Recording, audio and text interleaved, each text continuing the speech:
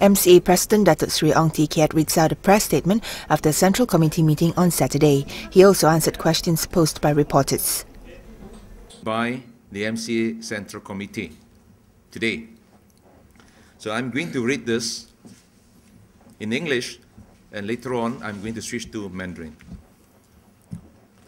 Today, the MCA Central Committee deliberated on the decision of the Presidential Council made on the 26th of August in endorsing the advice recommended by the disciplinary board in respect of the disciplinary action taken against Datuk Seri Dr. Chua Soy Lek.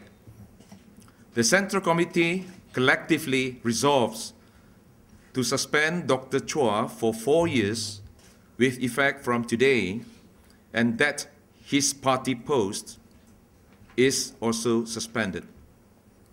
The Central Committee, being the body conferred with the powers of the General Assembly, is a platform for its members to express their independent views and opinions, and at the same time be allowed to make the appropriate considered decision.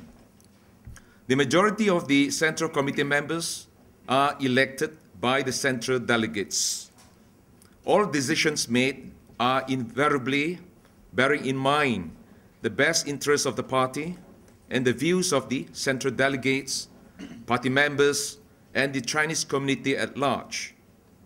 In dealing with any disciplinary action, whether or not there is an appeal or otherwise, the Central Committee has a power to review the Presidential Council's decision and make a final decision on the matter pursuant to the party constitution.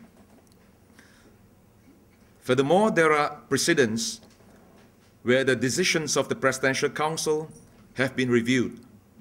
In addition to Dr. Chua's case, we have also dealt with several other disciplinary cases at today's meeting. The Central Committee, after due deliberation, resolves to reduce the sentence meted out by the disciplinary board and endorsed by the Presidential Council.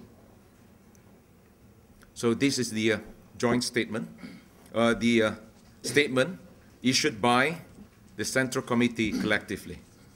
So how do you look at it? No, in fact, the thing is, as I said earlier, now this has been in consonance with the party constitution, and this is nothing new, irrespective of the personalities involved, whether you are the deputy president, Central Committee member, or ordinary members.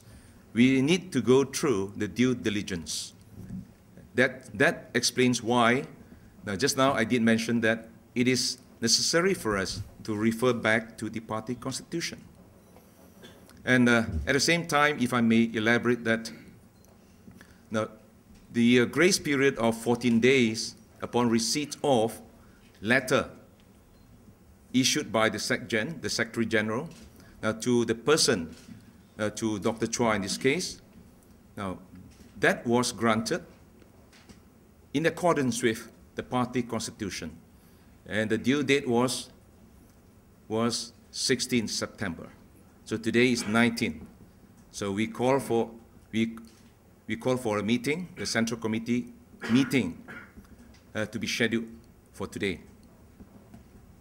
No, it is not redundant. It has never been redundant because this case, as I said earlier, like many other cases, you still need to go through the due diligence. And the EGM, of course, as I said earlier, remains intact, and that would provide all central delegates an opportunity to make the decision. But the Central Committee, of course, has its role to play, and also at the same time has a platform to make the decision, to go through the cases brought before the entire committee.